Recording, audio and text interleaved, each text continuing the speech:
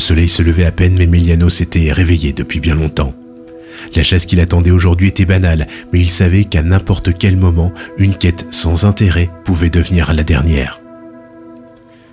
Un homme de la plaine de Ventfort lui avait confié la tâche de retrouver et de capturer une Beltiax afin de l'étudier avec sa confrérie d'humains. Mélianos regroupa quelques objets utiles à sa quête dans sa besace, prit son épée et quelques provisions. Le voyage jusqu'à l'île de Mendor pouvait prendre plusieurs jours.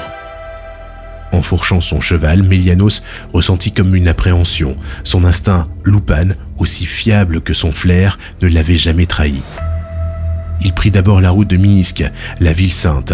Une autre tâche l'attendait là-bas. Le forgeron lui devait plusieurs flaques, la monnaie locale, en récompense de l'acheminement d'un convoi d'armement que Mélianos avait accompli sans encombre il y a quelques mois. La route était sinueuse, elle serpentait entre les champs, les bosquets et les fermes. Arrivé dans la plaine de Ventfort, Mélianos remarqua que le soleil était terne, comme s'il avait cessé d'inonder la plaine de ses rayons. Après 2 heures de chevauchée, Mélianos entra dans la ville sainte. Les habitants étaient mornes, cadavériques. La famine régnait, l'hiver avait été rude. Le forgeron était occupé à sa fournaise, à battre le fer, comme à son habitude.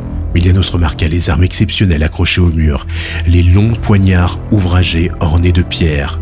Les yeux du Lupan se fixèrent sur une lame, de la longueur d'un bras, aussi fine qu'une feuille d'arbre, aussi sombre que la mort elle-même. La garde dans laquelle elle était enfoncée comportait des inscriptions en morte langue, utilisées dans l'ancien monde par les peuples libres. Quand le forgeron s'aperçut de la présence de Mélianos, il sursauta et manqua de renverser son enclume. C'était un homme massif, fort, parfait pour le combat, si seulement il n'avait pas été aussi lâche. Il n'osait pas regarder Mélianos dans les yeux, il paraissait gêné. Il n'avait pas sa récompense. Mélianos, pris de colère, sortit son épée. Il ne pouvait pas risquer d'entacher sa réputation de chasseur. Quiconque le trahissait le payait de sa vie. Il commença à avancer lentement, tête baissée, à l'affût vers le forgeron. Celui-ci, pris de panique, courut vers la porte à l'arrière de sa forge, mais Mélianos fut plus rapide, plus brave. D'un bond, il immobilisa le forgeron par terre, prêt à lui trancher la gorge. Pris de panique, celui-ci se mit à pleurer. Puis soudain, un éclair de lucidité traversa les yeux de l'artisan. « Je peux te payer, dit-il, d'une voix trop aiguë pour être la sienne. J'ai ici quelque chose qui pourrait vous intéresser, mais je vous en supplie, par la bonté de Dieu, épargnez ma vie. » Mélianos relâcha son étreinte à l'affût du moindre geste, du moindre clignement d'œil. Le forgeron lui présenta un sabre, celui-là même que Mélianos avait vu quelques minutes auparavant. Une lame divine, lui dit-il, une force inexplicable, capable de tuer sans même la prendre en main. Mélianos ne croyait pas aux légendes humaines, mais la beauté de la lame et la morte langue inscrite sur sa garde lui inspiraient confiance. Ses congénères étaient d'excellents forgerons, certainement les meilleurs du Nouveau Monde, mais de mémoire de Lupan, on n'avait jamais vu une telle prouesse.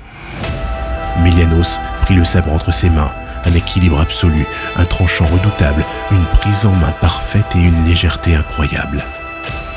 Mais ce qui surprit notre Lupan fut la chaleur qui se dégageait de son pommeau et la sensation de puissance qu'il ressentait, laissant disparaître toutes ses angoisses de la nuit. Mélianos reprit la route en direction de Mendor. Sur le chemin, il essaya de déchiffrer les inscriptions en morte langue sur la garde de sa nouvelle arme. Bravorum ad fidelitas misclei. Le peuple des Lupan avait connu l'ancien monde. Il restait quelques bribes de la morte langue à Mélianos. La bravoure et la fidélité sont la clé. Une bien belle devise qui pourrait être la sienne. Il rangea le sabre dans son fourreau et continua sa route sous le soleil grisâtre d'une matinée morose. Après quelques kilomètres parcourus, Mélianos ressentit comme un malaise. Une faiblesse s'empara de son corps. Une sensation de froid, de mal-être, de tristesse. Ses cicatrices lui faisaient mal, le brûlaient, telle une lame rougie à chaud sur sa peau.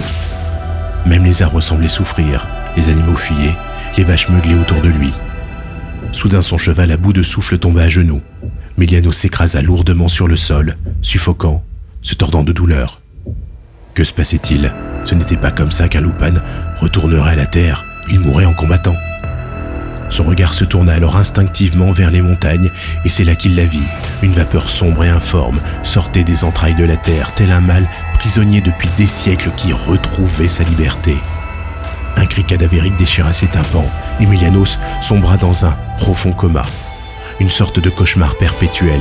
Il voyait le mal, en personne, une créature dantesque, une forme aussi sombre que la mort elle-même. La créature flottait face à lui, formant des silhouettes et des ombres. Soudain, Emilianos sentit l'air de la plaine envahir ses poumons. Il respirait à nouveau. Se relevant péniblement, le corps meurtri par une douleur invisible, il sentait que cette quête n'allait pas être celle qu'il avait prévue.